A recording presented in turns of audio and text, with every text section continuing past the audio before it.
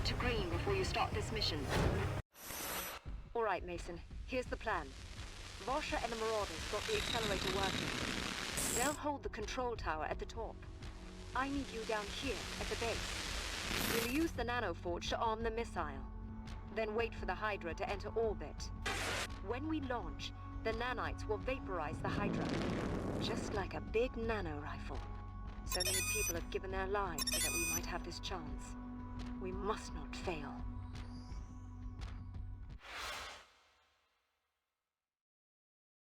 Mason, I need you at the base of the accelerator. We'll use the forge to arm the missile.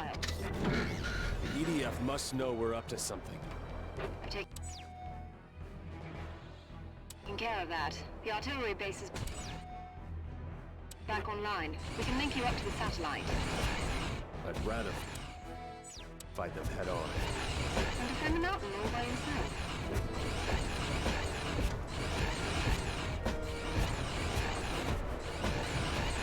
I'm gonna bring this with me as a small insurance policy because I doubt that this will just end with some orbital artillery bombardment.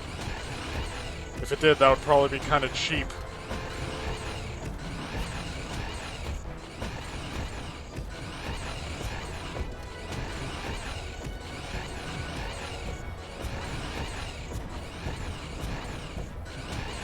Mars attacks.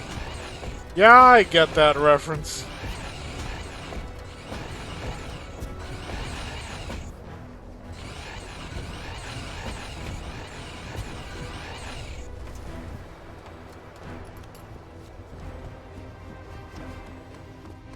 Here's the forge.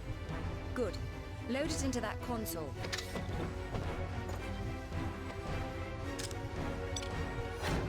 We've got reports of EDF incoming. Get over to the guidance controls. Don't worry, Sam.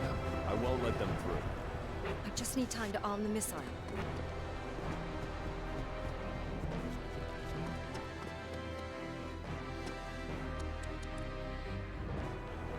Okay, I'm in. Hold them off until the missile is ready to launch. If they destroy the missile or the accelerator, we'll have no way of stopping the Hydra.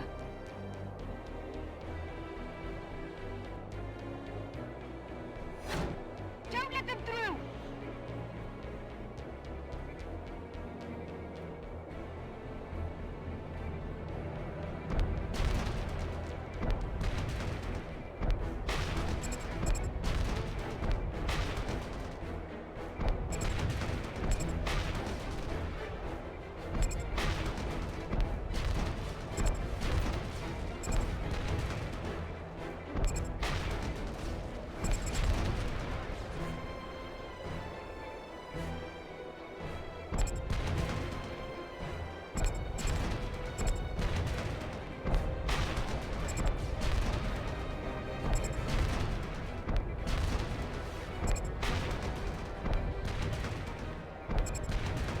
Yeah, at some point they're probably going to catch on to the fact that we're hacking their artillery.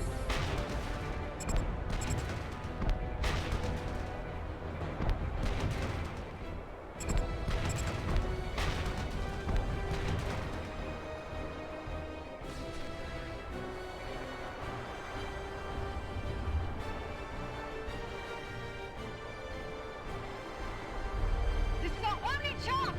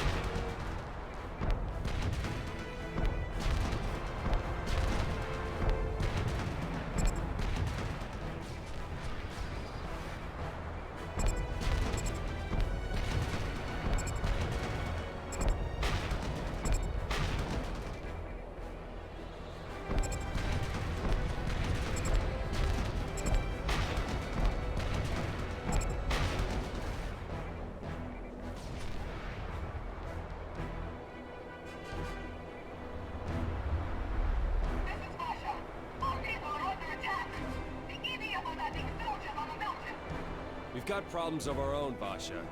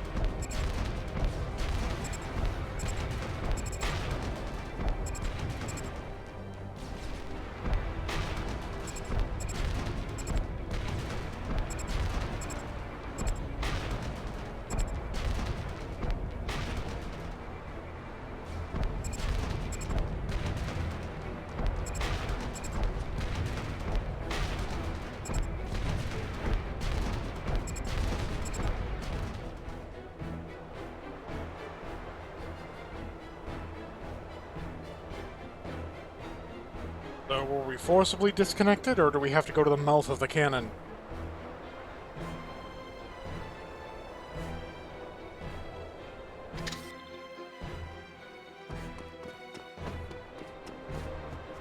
Oh, my fucking walker is gone. Oh, well, they left me a consolation prize, at least. Mason, here's the forge. The missile is armed. You ready to launch? Not yet. The Marauders need your help. They're defending the control tower at the top of the mountain. We can handle things down here.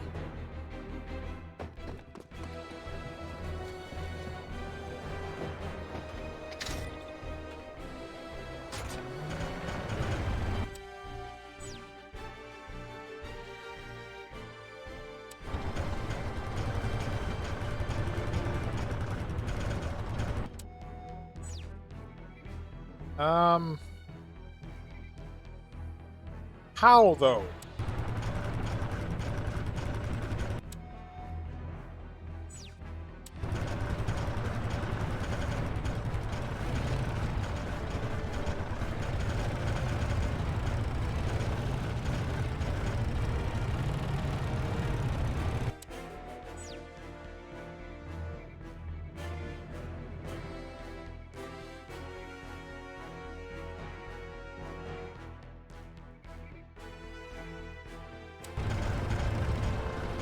It's a modified tank. What, can it just climb vertical surfaces?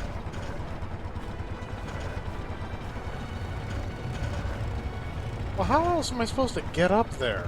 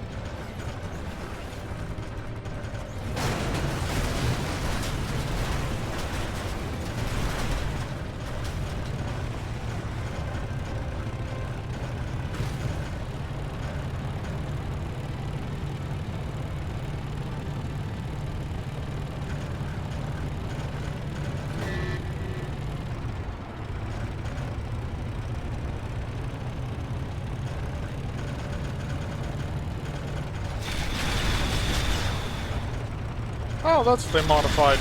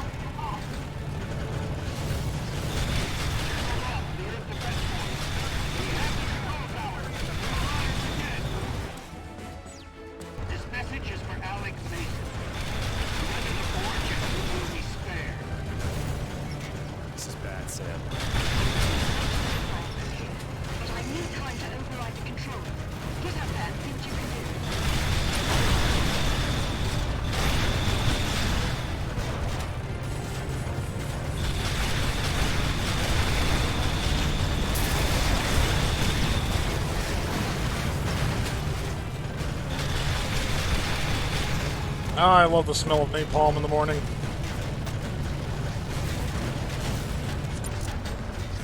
This looks right.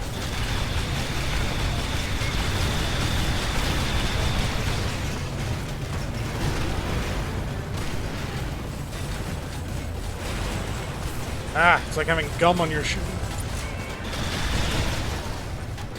Come on, climb.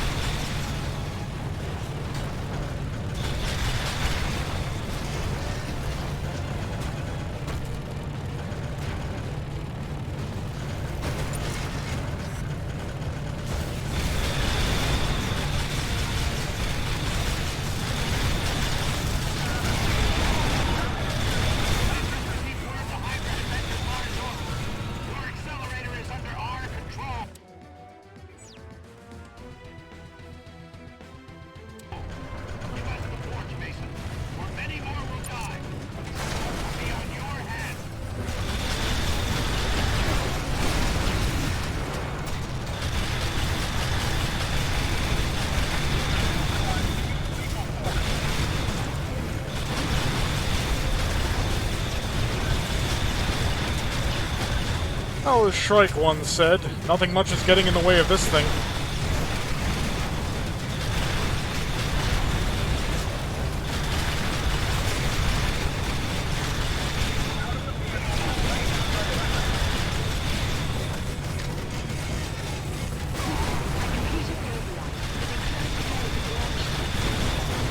Don't worry, Sam.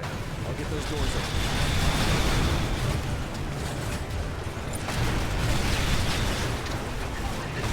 Think you're gonna stop me with a choke point?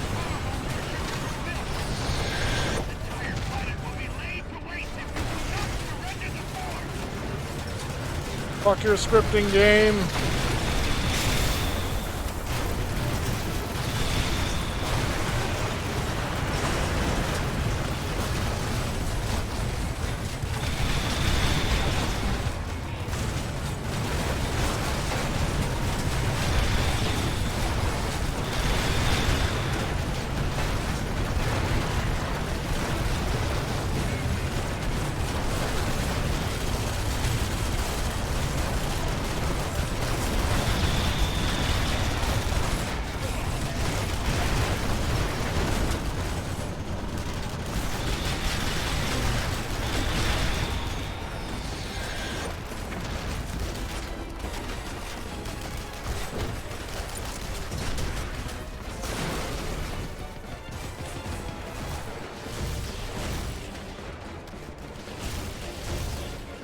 What the fuck?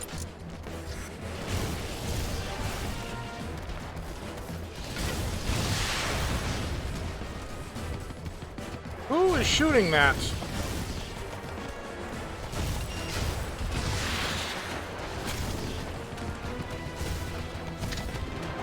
You're too late, Mason. Red faction is dead. Soon you will be too. Just tell the Hydra to end it now. You'll be dead and buried before they land a single unit on this planet.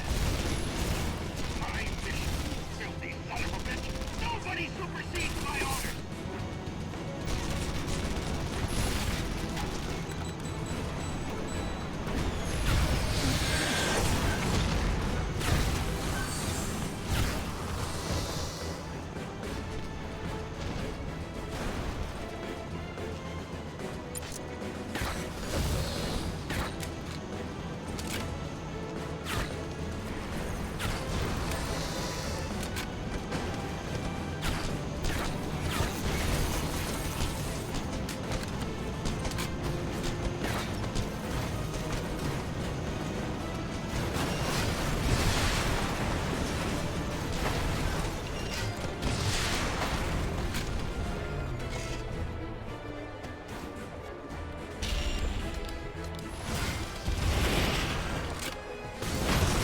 Oh.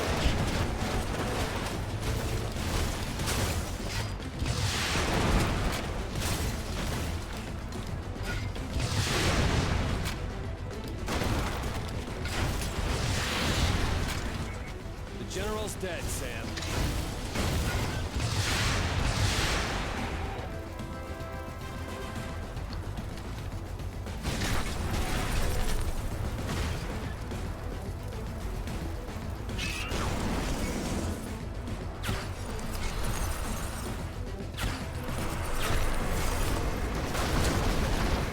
I did it, Sam. The launch tube doors are open. We're ready to launch. Might want to cover your ears.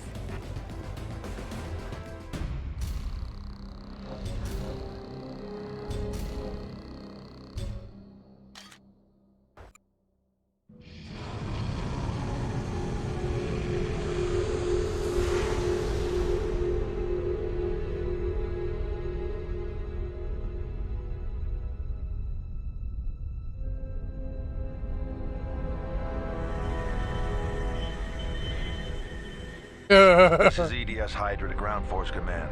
Omega Legion standing by for deployment. Confirm drop zones. I say again, confirm drop zones.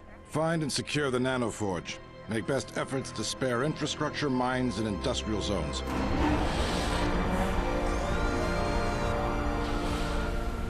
Terminate all Red Faction insurgents.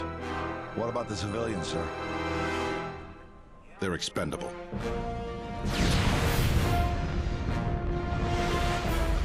Admiral, we have a visual. This is Admiral Cobell of the EDS Hydra. What is your status? Just fine, Admiral, but yours is about to go red. Who is this? The voice of Mars. Mason?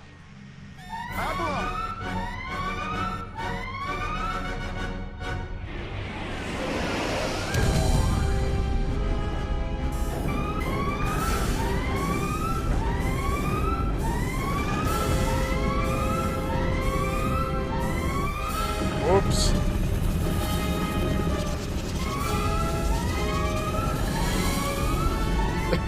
The Nana's just eating the ship. Oh, good stuff.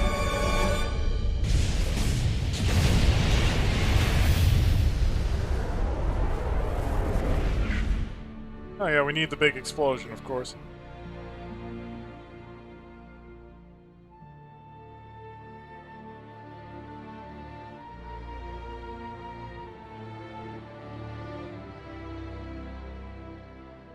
It's over. They'll be back. Not for a long time. We'll be ready for them.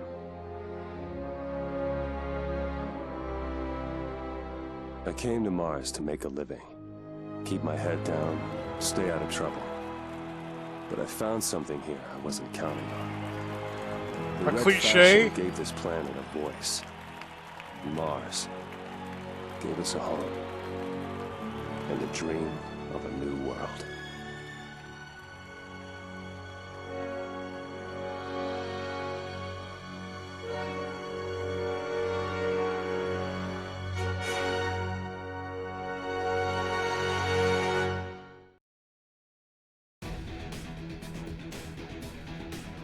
So, Red Faction Guerilla, my thoughts. Technically, it's quite impressive. I mean, Geomod 2.0's pretty good. And they made an attempt at a story. Oh god, I hate to have to say it again, but the ending bit felt rushed. Like, okay, so you lose your Red Faction leader, and but where's the ceremony there? And I understand that in the sake of realism or whatever, maybe he's buried under a collapsed building. They're not exactly going to present a body, but from a thematic standpoint, the death of the leader is wham, no pomp. I mean, very much like Hendrix in the first Red Faction. And then you get a handful of missions. The Marauders join up with you because you're the big hero guy. I mean, they were kind of alluding to the fact that she was a Marauder much earlier when she questioned whether or not he killed any of them after he followed them. But there was almost no development between the Red Faction, the remaining Red Faction, and the Marauders. And I understand that from a gameplay storytelling perspective, you have to keep a certain pace. But the thing is, then you need to have the story work itself out in the confines of what you can make happen, because they just walk in there like, oh, you know, we had everything sorted out, and then we got totally sidelined by this attack from this ship, and it's dangerous to you too, but we expect you to trust us to handle it, because that's the whole point. The relationship between the Red Faction and the Marauders is given no time to develop. Samanya goes in there, just gives an impassionate speech, and they're on board. More or less. To the extent that they're willing to die to defend the thing. And you can fansplain an explanation about them being noble warriors and defending it to the last because it's their way of life, or so forth and so on. However, it again... I mean, you can go to the Red Faction safe houses even after the Red Faction got just blasted. The EDF-controlled sectors that you've liberated stay liberated, even though the Red Faction has lost all this thing. And I mean, yes, forcing the player to re-secure the zones would have felt like padding. And it's like, didn't we do this? But there are other ways that could have been implemented, like have one mission per zone that liberates it, but it's clear from the way that the engine is set up that once a zone is liberated, it's meant to be liberated. And that's the thing. The problem isn't that they didn't do that, like have the zones fall back into EDF control. It's the fact that they tried to ham-fist like a what a twist moment where, you know, your leader gets killed and you have to ally with the Marauders. All this stuff that is given very little time to develop, and that's your ending. I mean, if you want to throw that stuff into Act 2, that's fine. It's stupid, it's cheap, but having that be part of your Act 3 finale, it's like, you know, and then a monkey jumped out of his pants. That kind of crazy troll logic where it's like, I don't understand, because you literally go from trying to reach the Marauders to negotiate this alliance with them trying to kill you, to running around and them not caring that you're there. Because, you know, your associate had a chat with their leader, who's her sister, and made everything, you know, good. And it's like... So, word about that got around to everybody in the Marauders that quickly. It just happened.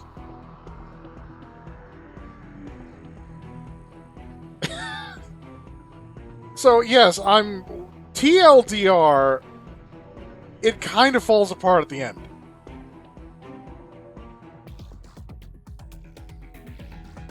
I mean, and that's again the issue, because I made the point that taking advantage of the open world space is tricky. This tries to tell a narrative story, but like tight narratives don't fit in an open world setting, because it's a mismatch. You should have... Every area should have its... I mean, okay, you want a frame of reference, so I'm not just talking out of my ass. Just Cause 4. Now, I know that Just Cause 4 is not the strongest in the Just Cause series, and even the series itself is... It kind of makes having fun and having ridiculous, overpowered stuff so easy that it's almost barely a game, but in Just Cause 4, the enemy has a device which can control the weather, and they're using this to They're using this to defend their fortress, the area where they're holed up when, you know, Rico Rodriguez shows up. Is it Rico Rodriguez? I don't know. It's been a while since I played Just Cause. Point is, you're allowed to tackle the weather-producing things, because there's like one that makes a tornado, and there's one that causes ridiculous thunderstorms, so you're allowed to tackle them in any order, and each mission has its own set of secondary objectives, its own sort of microcosm. And here...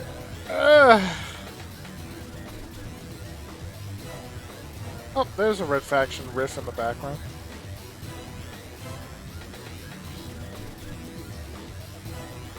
If I had to say on the whole that I enjoy it, it's alright. I mean, I'm not... The Geomod, because I've said it already, the Geomod is technically impressive. Gameplay-wise, the vehicles are very bouncy.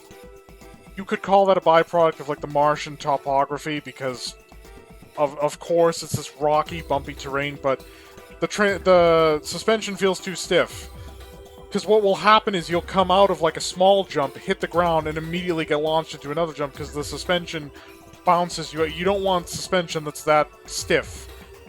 It should smooth out those things, and it doesn't. So your vehicles tend to roll and fly. Some of them are almost impractical to use. The Marauder, like the big tricyclic vehicle, just takes up the road and then some. It's impossible to go anywhere with that. I mean, something that kind of sours me is, again, the fact that you have a bunch of kit that you can use. You've got the thermobaric rocket launcher, standard rocket launcher, the Ripper thing, the Arc, all this stuff, bunch of different backpacks. You'll never afford all of it. Even if you do all the secondary objectives, even if you max out all the secondary objectives, on anything higher than, like, I don't know, maybe easy, you'll never afford all of it. It'll just... Because I couldn't afford all of it. I didn't get the arc welder. I skipped most of the backpacks, didn't upgrade the ammo capacity on the thermobarics, didn't even upgrade the ammo capacity on the nano rifle. And that's the other problem, is that you get these weapons and they are garbage in the condition that you get them. The nano rifle can't even one-shot a medium-weight enemy, even though it's supposed to disassemble things on the molecular level. The whole pretext is that it's super high-tech. And then your rocket launcher, which kind of goes where you're aiming, but really can't hit a moving target because you have that initial punt of the rocket, and then it has to ignite, and it has to travel. So until you've gotten the 3-round burst, the extended ammunition capacity, because it's not actually all that powerful, it turns out. Tanks for nothing on that one. And the lock-on mechanics, it doesn't work. So... it's an okay experience because it's a sandbox that doesn't sandbox well. And that's part of the reason why I'm looking forward to Armageddon, because Armageddon ditched that and went back to a linear perspective.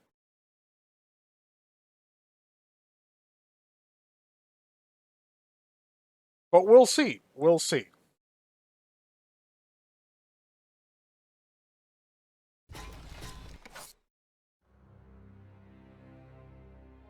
Yeah. No thanks. Gold... Oh! Oh, it's a golden hammer. Got it.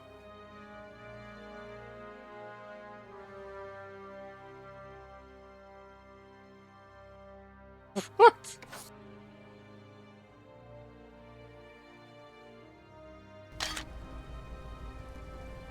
So after the game, they give you the full set of toys. That's a nice thought. That's a nice thought, but I mean, after you're done, kind of a too little too late situation. The Reconstructor. Base Crusher. Bronze Crusher, Silver Crusher. Gold Breaker, Titanium Hammer. What the f... But they still...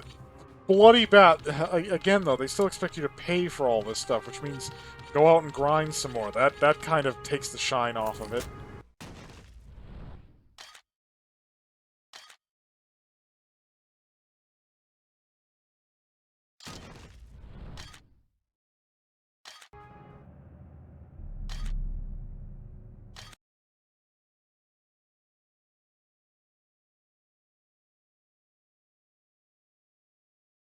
But yeah, it's okay. It's not great. It's not terrible. It's okay. It's fine as a gameplay experience. I mean, for everything negative I have to say about it, there's something positive. Now, I know that that's perhaps not the appraisal that many would like, because a lot of people see Guerilla as a high point in the series, which... Well, at the risk of sounding like a glorified, like, nostalgia whatever. I kind of feel like, despite the problems that, because okay, because I don't want to pass judgment yet on what's the best, because I haven't played Armageddon yet. Perhaps I will find Armageddon resonates with me in particular. But right now, I'm kind of leaning on the original Red Faction. Because the story was, you know, a little weird, but it worked. And critically, you don't have things that come out of nowhere that have no time to develop. The mercenaries, which would be a lot of people's go-to about, well, they came out of nowhere. Except they didn't, because they were actually mentioned very early in the game. There was setup there, and payoff. And they set up Samanya having some connection to the Marauders, and they later pay it off, but like a standing relationship between... I don't know. I've gone on for too long. I would love to keep talking about this, but that was probably 7 minutes of credits that I was talking through, just ranting. So I'm going to finish it here and now. Thank you all so much for watching. I don't know if I'm going to be getting to Armageddon directly. I didn't think I'd be getting to Guerilla directly, but I did, so perhaps I will be getting to Armageddon directly. It depends on how much time things take. I do have a schedule here that I'm trying to work with, and I'm trying to work it out. So if Armageddon isn't going to fit in that schedule, it's probably going to wait. I will get to it at some point, of course. But thank you all so much for watching. The channel, check it out, consider subscribing, and explore other things that I've done. I hope all of my viewers are staying happy and healthy out there, and as always, fare thee well, dear viewers.